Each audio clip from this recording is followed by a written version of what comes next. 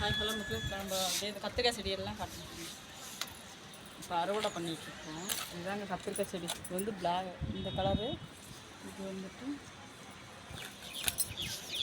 பண்ணிட்டு நான் ஊருக்கு கிளம்புனீங்களா, வந்து அறுவடை பண்ணிடலான்னு முடிவு பண்ணி. ஹாய் ஹலோ மக்களே, கத்திரிக்காயில் இப்போ அறுவடை பண்ண போகிறோம். கத்திரிக்காய் அவருக்கெல்லாம் உங்களுக்கு அப்படியே கட்ட செடியை காட்டுங்க. அப்படியே இது வந்து கத்திரிக்காய் செடி. இப்படி கீழே கட்டினா இது வந்து தோல் இருக்கும். அப்புறம் வந்து பார்த்திங்கன்னா இந்த இதெல்லாம் கீரை செடி தாங்க. இது வரும் இருக்கிற எல்லா கத்திரிக்காயும் ஃபஸ்ட்டு ஊருக்கு கிளம்புன்னு சொல்லுவீங்களா, அப்படியே மாதிரி காட்டுவோம். அப்படியே காட்டும் பார்த்திங்கன்னா பீன்ஸ் வராது சொல்லுவாங்க. இது எங்கே பாருங்கள், ஒரே ஒரு விதை போட்டு பார்த்தேன். அப்புறம் பார்த்திங்கன்னா பீன்ஸ் வந்துருச்சு. அதனால் மற்ற இதில் போட்டிருக்கேன். இது பார்த்திங்கன்னா காந்தாரி மிளகான்னு சொல்லுவாங்களா அது. அப்புறம் எல்லாம் பழுத்துருச்சுங்க. பறிக்காமல் ஊருக்கு போகும்போது பறிச்சுக்கலாம் விட்டேன். எல்லாம் பழுத்துருச்சு. இந்த சரி விதைக்கி விட்டுறலான்னு விட்டாச்சு.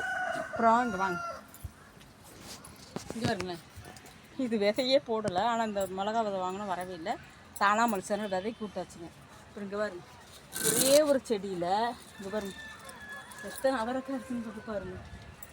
அவரைக்காய் பறிச்சுருவோம், எவ்வளோ வருதுன்னு பார்ப்போம். நமக்கு வரத்துக்குள்ளே காய்ச்சிரும். ஒரே ஒரு செடி தாங்க, இப்போ அப்புறம் தான் நிறைய போடணும். எவ்வளோ வந்துட்டு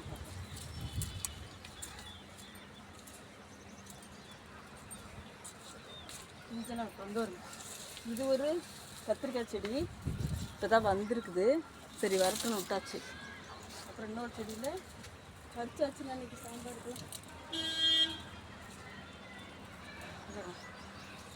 இவ்வளோ அவரைக்காய். அப்புறம் என்ன கத்திரிக்காய் இருக்குது. நிறைய செடி இருக்குதுங்க. நான் வருஷப்படுத்தி வைக்காமல் இருக்குது. அப்புறம் தான் கொஞ்சம் வருஷம் எடுத்துக்குது. சரி சரி பாப்பாவுக்கு கொடுத்துட்டு வந்துடலாம் அப்படின்ட்டு. எப்படி பார்த்தாலும் நம்ம வந்து நிற்க போகிறதுங்க, நமக்கு ரொம்ப செய்வோம். அப்புறம் பார்த்திங்கன்னா வாங்க, இது வந்து பாருங்கள் பச்சை மிளகா செடி. சின்ன க்ரோ பேக் தான் இது. பாருங்கள், நம்ம வீட்டில் சின்ன செடியாக இருந்தாலும் வச்சோம்னா இங்கே வரும் நமக்கு தேவையான பச்சை மிளகா கிடைக்கும். இங்கே பாருங்க எவ்வளோ பச்சை மிளகா பாருங்க இருக்குது. கிட்டத்தட்ட இது எவ்வளோ இருக்குன்னு நீங்களே பாருங்கள். இங்கே பாருங்க கொத்து கொத்தாக இருக்குது. இதெல்லாம் வந்து தாங்க அறுவடை பண்ணி ஒரு நாளைக்கு உங்கள்கிட்ட காமிக்கிறேன். இது ஒரு இதெல்லாம் சின்ன தக்காளி செடி தான். அங்கே வருங்க எவ்வளோ பச்சை மிளகா பாருங்க.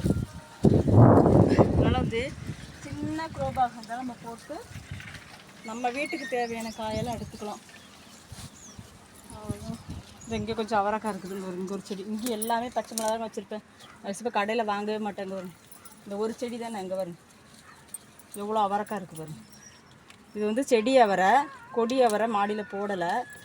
நீ அப்புறம் பந்தல்லேருந்து போட்டால் தான் போடணும். இங்கே வரும், இங்கே வரும் ஒரு சின்ன செடி, ஒரு விதையில் எவ்வளோ காய் பாருங்கள்.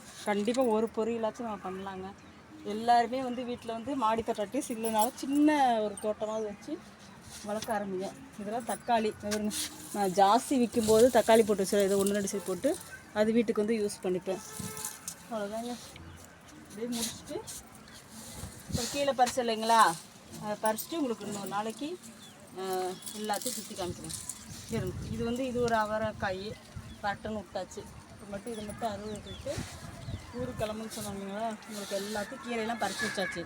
பறித்து வச்சுட்டு உங்களுக்கு வந்து வீடியோவில் காமிக்கிறேன். ஓகே, நீங்களும் வீடு தோட்ட ஆரம்பித்து நம்ம சின்ன இடமா இருந்தாலும் அதுக்குள்ளே செடி வளர்த்து கீரை சாப்பிட்டு பாருங்களேன், அவ்வளோ ஒரு டேஸ்ட்டாக இருக்கும்.